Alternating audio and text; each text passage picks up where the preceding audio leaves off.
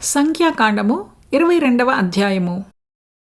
కాబట్టి బిలాము ఉదయమున లేచి బాలాకు అధికారులతో, మీరు మీ స్వదేశమునకు వెళ్ళుడి, మీతో కూడా వచ్చుటకు యెహోవా నాకు సెలవియ్యనని చెప్పుచున్నాడనగా, మోయాబు అధికారులు లేచి బాలాకు నొద్దకు వెళ్ళి, బిలాము మాతో కూడా రానొల్లడనిరి. అయినను బాలాకు వారికంటే బహుఘనత వహించిన మరి ఎక్కువ మంది అధికారులను మరలా పంపెను. వారు బిలాము నొద్దకు వచ్చి అతనితో, నీవు దయచేసి నా యొద్దకు వచ్చుటకు ఏమీయూ అడ్డము చెప్పకుము. నేను నీకు బహుఘనత కలుగజేసెదను. నీవు నాతో ఏమి చెప్పుదువో అది చేసెదను.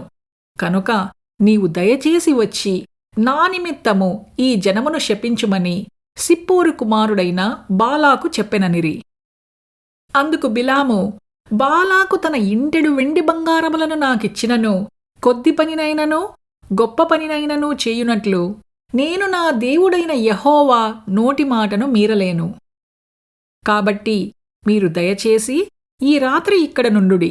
యెహోవా నాతో ఇకనేమి చెప్పునో నేను తెలుసుకొందునని బాలాకు సేవకులకు ఉత్తరమిచ్చెను. ఆ రాత్రి దేవుడు బిలామునొద్దకు వచ్చి, ఆ మనుష్యులు నిన్ను పిలువవచ్చిన ఎడల నీవు లేచి వారితో వెళ్ళుము. అయితే నేను నీతో చెప్పిన మాట చొప్పుననే నీవు చేయవలెనని అతనికి సెలవిచ్చెను. ఉదయమున బిలాము లేచి తన గాడిదకు గంత కట్టి మోయాబు అధికారులతో కూడా వెళ్ళెను. అతడు వెళ్ళుచుండగా దేవుని కోపము రగులుకొనెను. యెహోవా దూత అతనికి విరోధి అయి త్రోవలో నిలిచెను.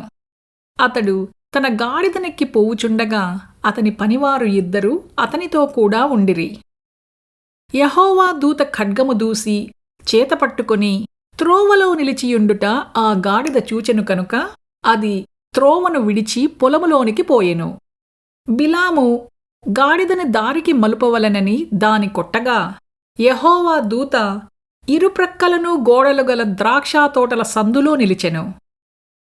గాడిద యెహోవా దూతను చూచి గోడమీద పడి బిలాము కాలును గోడకు అదిమెను కనుక అతడు దాని మరలా కొట్టెను.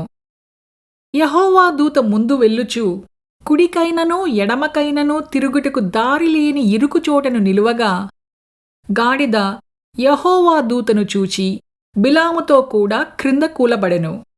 కనుక బిలాము కోపము మండి తన చేతికర్రతో గాడిదను కొట్టెను.